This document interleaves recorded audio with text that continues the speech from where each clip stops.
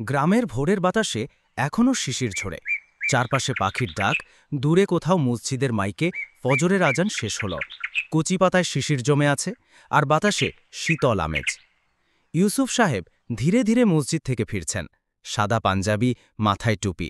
বয়স পেরিয়েছে ৬০-এর ঘর, তবুও মুখে প্রশান্তি। তিনি গ্রামে সবার সম্মানিত মানুষ। নিজের খামার আছে, সামান্য জমি জমা আছে, কিন্তু তার বড় সম্পদ হল তার ৪ সন্তান। বাড়ির উঠোনে মা খাদিজা বেগম বসে আছেন, পরনের শাড়ি, মাথায় হিজাব টানা, হাতে তসবিহ, মুখে ধোয়া পড়ছেন। তিনি একজন স্নেহশীল মা, যার কাছে সংসারের প্রতিটি সদস্যই আশ্রয় খুঁজে পায়। আজকের দিনটা বিশেষ, কারণ অনেক দিন পর সবাই একসাথে হচ্ছে। বড় মেয়ে ইয়াসমিন আক্তার সাথী, তার স্বামী গিয়াসউদ্দিন আর ২ সন্তান মাহমুদা আর মাহুদিকে নিয়ে গ্রামে এসেছে। গিয়াসউদ্দিন শহরে ব্যবসা করে, কিন্তু মাঝে মাঝে গ্রামের টানে ছুটে আসে। বাড়ির উঠোনে প্রবেশ করতেই মাহমুদা দৌড়ে এসে নানির গলায় ঝাঁপিয়ে পড়ে। নানি, আমি আপনার জন্য মিষ্টি এনেছি। নানি হেসে মাথায় হাত বুলিয়ে দিলেন। বাবু, তুই তো বড় হয়ে গেছিস, কত সুন্দর কথা বলিস। এদিকে ছোট ছেলে মাহুদি উঠোনে ঢুকেই দুষ্টমি শুরু করল। গরুর বাছুর টানাটানি করছে, সবার হাসি পাচ্ছে তাকে রেখে। এরপর ঢাকার ছেলে রায়হানও এসে পৌঁছাল। স্ত্রী সুরভিন আর ছোট্ট ছেলে রাফসানকে নিয়ে সে গত রাতেই এসেছে। সকালে উঠেই বাবার সাথে দেখা করল। রায়হান ঢাকায় চাকরি করে, ব্যস্ততার কারণে গ্রামে আসা হয় না বারবার, কিন্তু গ্রামের মাটির গন্ধ, পরিবারের টান তাকে সবসময় টেনে আনে। রাফসান ছোট্ট ছেলে হলেও খুব চঞ্চল, উঠোনে দৌড়ে দৌড়ে খেলছে মাহুদির সাথে।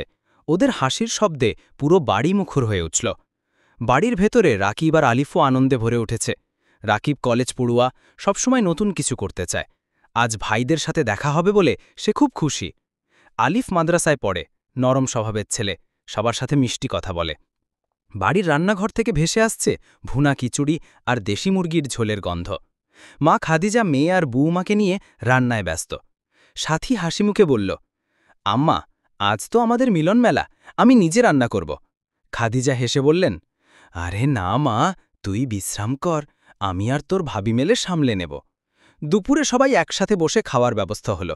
বাঁশের চাটাই বিছানো হলো উঠোনে, ধোঁয়া ওঠা ভাত, শুটকি ভর্তা, দেশি মুরগির ঝোল, ডাল আর শাক, একেবারে গ্রামীণ খাবারের সাজ। খেতে খেতে সবাই গল্প করছে, হাসছে। গিয়াসউদ্দিন বললেন, এমন মিলন তো বছরে একবারই হয়। শহরের ব্যস্ততায় মন ভরে না, গ্রামের টানেই শান্তি। ইউসুফ দীর্ঘশ্বাস ছেড়ে বললেন, বাবা, আল্লাহর রহমতে আমরা সুখী পরিবার, সব সময় একে অপরের খেয়াল রাখবি, তাহলেই বরকত থাকবে। খাওয়া শেষে শিশুরা উঠোনে খেলতে লাগল, বড়রা ছায়া বসে গল্প করছে। রাতে সবাই একসাথে মাদুর পেতে গল্প করতে বসল। পুরনো দিনের স্মৃতি, ভাইবোনের খুনসুটি, গ্রামের ঘটনার কথা, সব মিলিয়ে এক অদ্ভুত প্রশান্তি। দিনটা যেন আনন্দে ভরে উঠল।